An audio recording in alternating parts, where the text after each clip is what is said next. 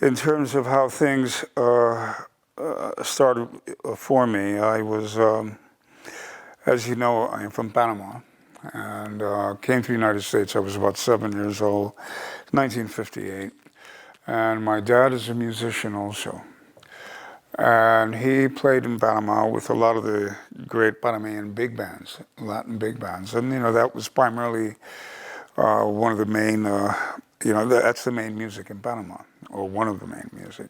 So my father played with a guy named Victor Boa, and Victor was like sort of, as I said in the interview, like the Duke Ellington of Panama and Central America. He was very well known, great writer, and so on. And so we came to the States, and my father always had this thing about me playing the bass.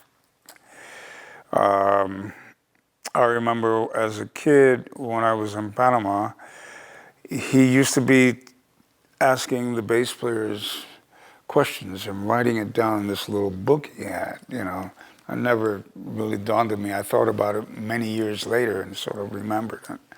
And even when we came to the States, my first couple of gigs that I was doing, I was playing with a lot of the local Latin bands, and some of them were pretty well known. And my father had played with a lot of these guys because he came to the States first and sort of established things, and winded up playing with a lot of these local and very well-known bands like Tito Puente, Mon Rivera, Machito, and a lot of those people. And there were some great Latin bass players, Gachao and Bobby Rodriguez, and I can't even think of some of the other cats. But he would always ask them questions, So this was like priming things up for me to play bass, Well, my father's theory was that everybody needs a bass player. He says there's a lot of guitar players and drummers and trumpet players and this and that, and not enough bass players, And so he said his whole theory was that as a bass player, you'll always be working because there are not enough bass players. There's a lot of guitar players, piano players, drummers, and so on and so on. So this was what his concept in terms of what he saw. Because I remember cats used to be calling him, any bass players, before I started playing, looking for bass players, especially on a Friday, Saturday nights, and so on. And so I guess this was a thing that he had, And my mom's told me that from the time I was the firstborn, I have 7 sisters. So I was the first boy, and this was going to be his thing, you're going to play music and stuff, So anyway, that was part of his concept. And he started me on trumpet because he wanted me to learn treble clef because my father played trombone and trumpet. And so he figured I would be able to learn both clefs. It'll be great. So he started me on trumpet. And I was pretty decent with the trumpet. I mean, I liked the trumpet. It wasn't something I loved, but I liked the trumpet. And so I got, I would say pretty good at it. I was always first chair in the schools and stuff, But I didn't have the passion for the instrument, the passion wasn't quite there, And then it was a period of time, of course, the Beatles and all of this and the guitar and stuff like that. And I found myself attracted to the guitar, And I remember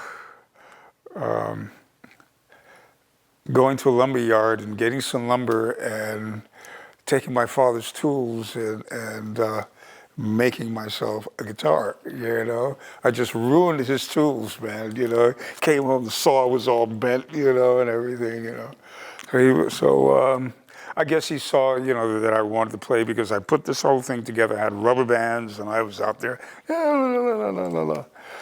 So my father was very slick cat. So anyway, bought me a guitar. He didn't actually buy it. one day I was sitting in the kitchen, and I heard this beautiful tones way in the living room. And you know, it was like, you ever see the cartoon characters when they're following food or something, they kind of float?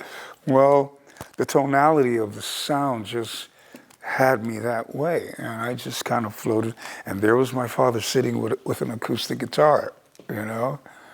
And so I was like, oh, is that for me? No, you know? So anyway, I said, okay.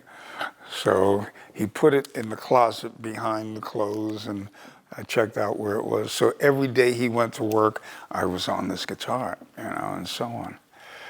So anyway, one day he comes home with a bass, an Ampeg baby bass. And I said, well, who's that for? And he says, who do you think? I said, I don't want to play that, you know, it's not, you know. And he was being slick in the sense of, he couldn't really show me technically how to play the instrument. But he figured by me playing guitar, since both fingerboards were relatively the same, except one is larger, one is smaller, but it's relatively the same type of fingering, that would enable me to understand the fingering on the bass, okay? And he was absolutely right, you know? It was sort of easy to sort of transfer from the guitar to the bass. And I hated the bass. I didn't want to play the bass. I did not want to play the bass. Yeah. How old were you? I was probably 11, somewhere around there, you know. And so after a couple of months, I really, I don't know what happened. Just, I was playing, practicing one time, and something just hit me. And all of a sudden, this instrument, I fell in love with it. And I put everything else down. And I started practicing like crazy, you know, and I started really learning the instrument and so on. And what my father could teach me, because my father was basically more self-taught. You know, he didn't go to school in Panama to study music. He studied basically with a lot of the great musicians he played with, you know. And my father could read anything, so he basically was self-taught. So teaching me the instrument was something that he could give me certain ideas or certain concepts in terms of technique. He would say things like, you ever see a spider, you know, how a spider, I mean, you have to understand this was his way of, you know, you ever see how a spider looks, you know, that's how your hand should be, you know, and all of this, you know. And so I started to, you know, check all that out, and then he would say, well, try to come up with different ideas of how to do something different on the bass, you know, and things like that. Well, I was already starting to do that. I was playing with, I started playing with a lot of the local Latin bands, and another instrument that interested me was the congas. I always liked percussion. And I was playing with some of the really great local Latin bands and Latin players, you know, and I was playing with some great percussionists. And I started getting into the congas and really started liking the whole rhythmic thing of it. And this, unbeknown to me, was going to be something that I wind up incorporating in my playing. I am about 12 and something. I mean, everything was moving fast. And I started to, you know, all these concepts of playing, taking the guitar rhythmically, because when you're playing a rhythm guitar, what are you playing? You're playing a rhythmical pattern. It's almost the same thing as playing, you know, the congas. You know, it's the same, it's almost the same kind of concept. You're playing rhythms. And then the congas is a whole other thing. The drum is a whole other thing. And so I started taking both concepts and sort of merging it together, in terms of what I was hearing and playing chords, and not just playing the chords, but finding a way rhythmically to do those chords in particular patterns that just fit. And in the beginning, cats would be like, Alex, can you play straight? But I was all over the place because all these ideas were popping in my mind of how to approach the bass very differently.